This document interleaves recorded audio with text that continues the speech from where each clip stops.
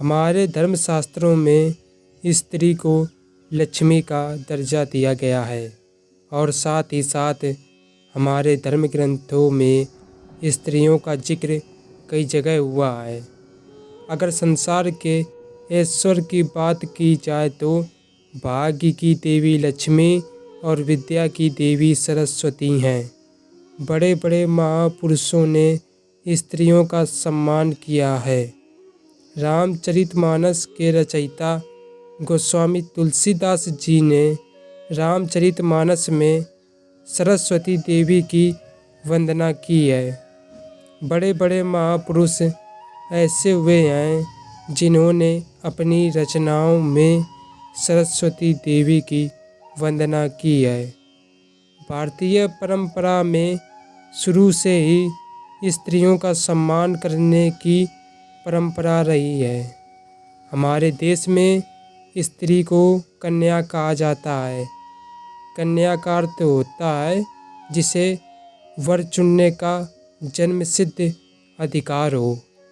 हमारे देश में स्त्रियों का सम्मान करने के लिए कन्या पूजन जैसे त्योहारों को भी मनाया जाता रहा है। स्त्रियों के इसी सम्मान को बरकरार रखने के लिए गरुड़ पुराण में उन्हें 4 काम करने के लिए मना किया गया है।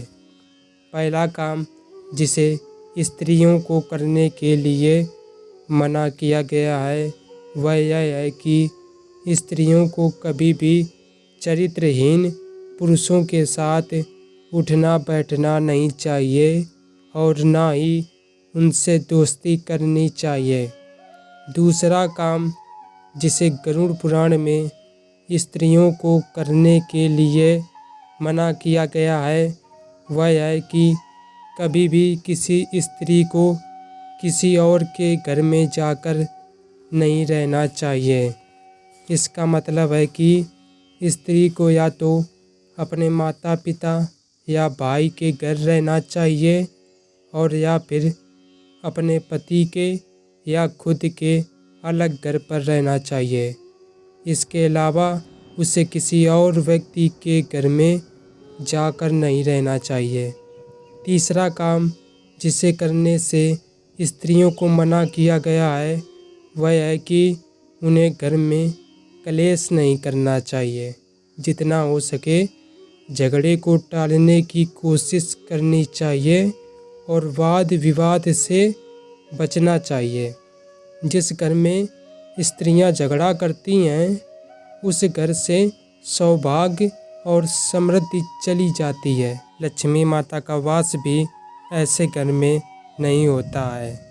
गरुड़ पुराण के अनुसार चौथा काम जिसे करने से स्त्री को मना किया गया है वह है कि स्त्री को कभी भी अपने बड़ों से झगड़ा नहीं करना चाहिए और साथ ही स्त्री को कभी भी अपने पति से ज़्यादा समय के लिए दूर नहीं रहना चाहिए।